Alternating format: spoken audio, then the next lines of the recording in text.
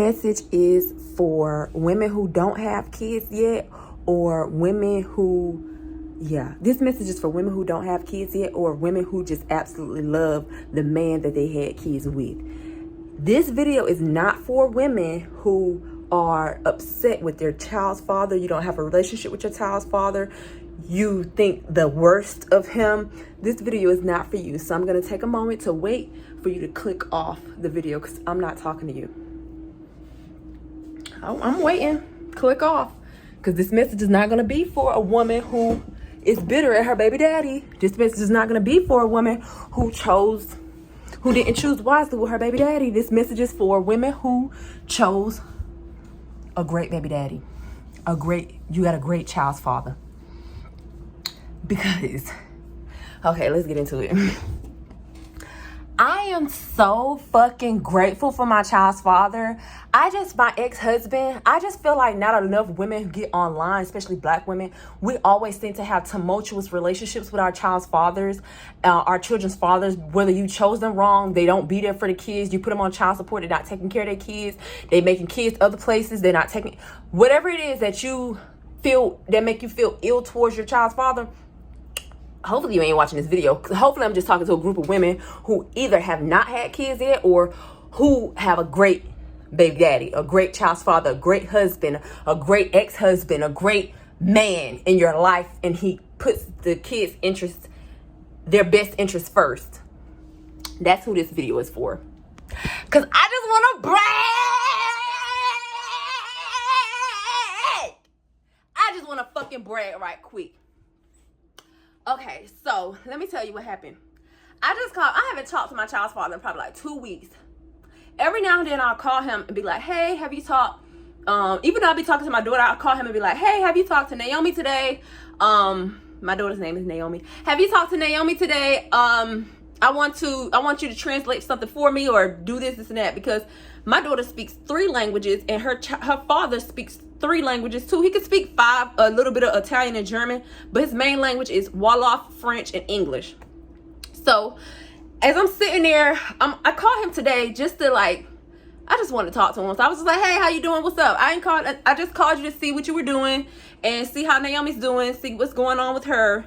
And he's like, he answered the phone like, Akiela Galore, Akiela. So we have this cool energy with each other where we're not mad at each other. When we went through our divorce was very much so applicable. It was no, I didn't mean to say applicable. I meant to say amicable. It was an amicable divorce. We literally did the divorce papers together. We separated everything together. It was just mutual. We realized that, okay, we are no longer compatible with each other, but we have a child together and we need to put our children's interests first, our child's interests first. It's not about us. It's not about our emotions. It's not about our feelings. It's not about none of that. We need to think about what's best for our kid.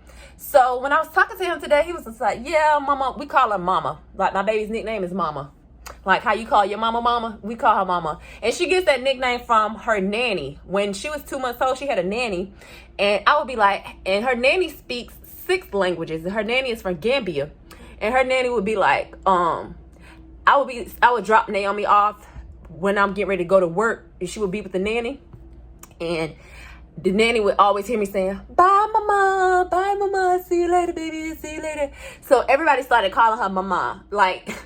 So all the Africans who know my baby call her mama. But my point I'm making is I'm so fucking happy that I chose the child's father that I did, because he literally thinks about our kid first. He literally puts our kid's best interest first. It's always, every time I talk to him about her, he's always being progressive with her education, where we want her to go. She just found she's going to boarding school, and she had to pass an exam to get into boarding school. So before she even started taking the exam, he had already got her a tutor. The tutor was coming to the house. She was taking extra classes. She was doing so many things. She would get upset because her daddy, she's 8 years old, but her dad is already, and this is why I'm telling you I chose a great father, because sometimes I didn't think about these things. I didn't think about, he thought way ahead of me. My child's father thought way ahead of me. He thought 17 years, 18 years in advance, 20 years in advance. He's thinking about her future. He was like, when she grow up to be a grown woman, he's the one that got me thinking like that. Before I even let my daughter go to synagogue, he's the one who was like, you know, we have to think about our kid and what's best for her future. I was scared to let my baby go overseas. I was scared to let her experience the culture that she's experiencing now. I was scared to let her thrive. I was afraid because I was in my feelings. I'm like, man, this is my kid, you know. What am I going to do? How am I going to survive with her being all the way overseas? Like, what am I going to do? But my child's father, he always reassures me.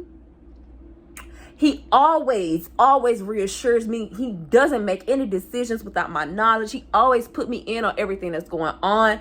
And today, this video is just like an appreciation video for my child's father, for thinking about our kid, for putting our kid first no matter what.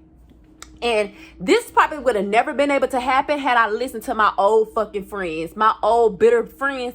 And I say that because I remember I had a friend tell me, she was like, you're never going to find a man who ain't got kids already. You're never going to be with a man. How you think you're going to be able to find a man who ain't got kids and get married? You ain't going to never be able to find that, because every dude she was talking to had kids. She had her standards so low that she would talk to me with kids. And at that age, I was like 21. She was 22.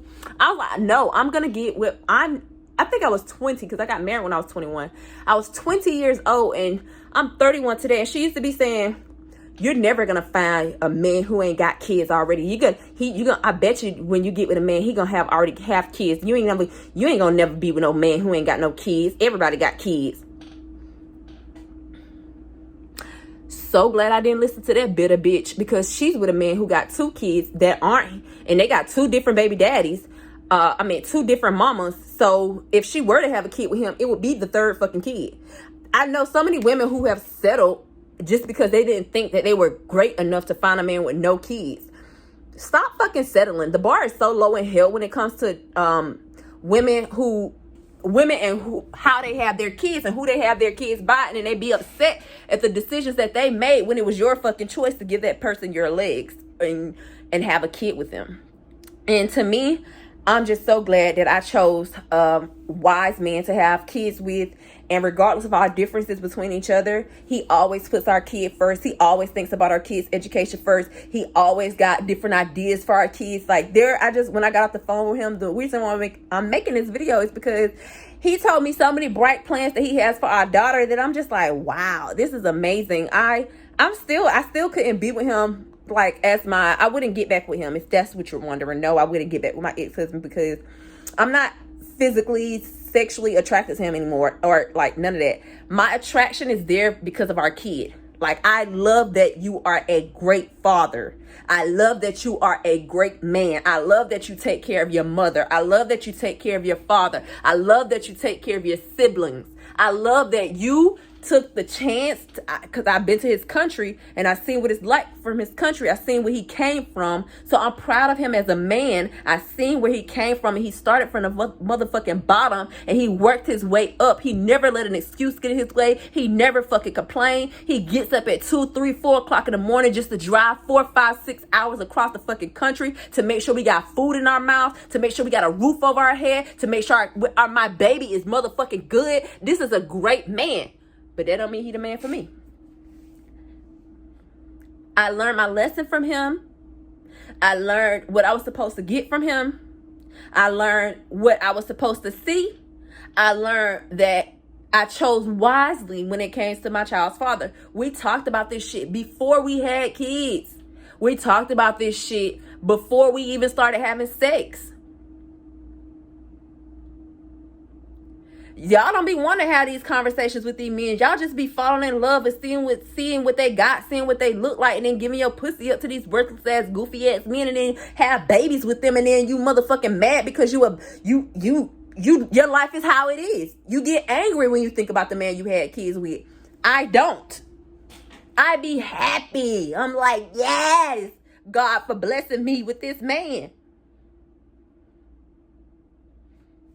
So yes, I'm here to tell you, don't ever listen to no motherfucking body. If you want to be with a man who ain't got kids yet, you and that man to have your kid together, and you want it to be your first baby that y'all have together, it's possible. Get rid of that limiting thinking. Get rid of that limited mindset that you're giving yourself because of what you see around you.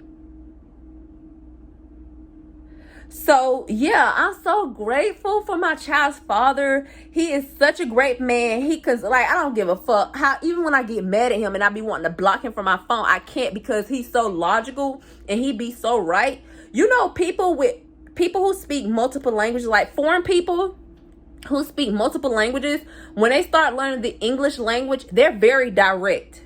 They don't think of the nuances or think in an American type way. They're like, okay, this isn't my first language. This is my secondary language. And I know to speak straight. Like the girl I was hanging with yesterday, she was asking me some very blunt questions. Like, how do you make money? How do you do this? How you do that? She was asking me some intrusive questions, but I didn't feel like she was being intrusive because English is not her first language. So because English is not her first language, she was using the words that she knows to speak. So when she's speaking to me, it just comes out very blunt and direct.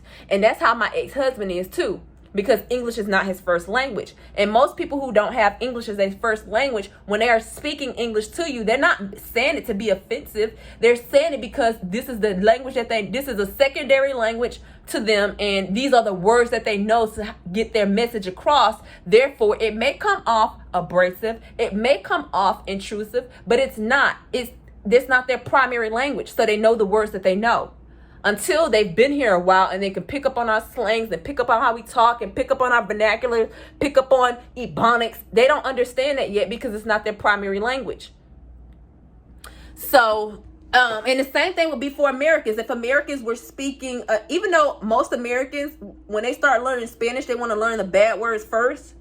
But if you were learning proper Spanish, you are going to speak in a way that is proper. You're going to speak proper Spanish. You're not going to speak in a slang Spanish because you're not learning that. You're learning the proper way to do it. So it's the same. It goes both ways. And that's how my child's father is. So yeah, I just wanted to share that good news with you all. Get some good energy out here and tell my ladies who ain't got no kids yet, motherfucking wait. You can wait on it. And then to my ladies who have good children's fathers, embrace that man. Be appreciative for that man. And to my women who you keeping your children away from your child's father, don't nothing good come of that.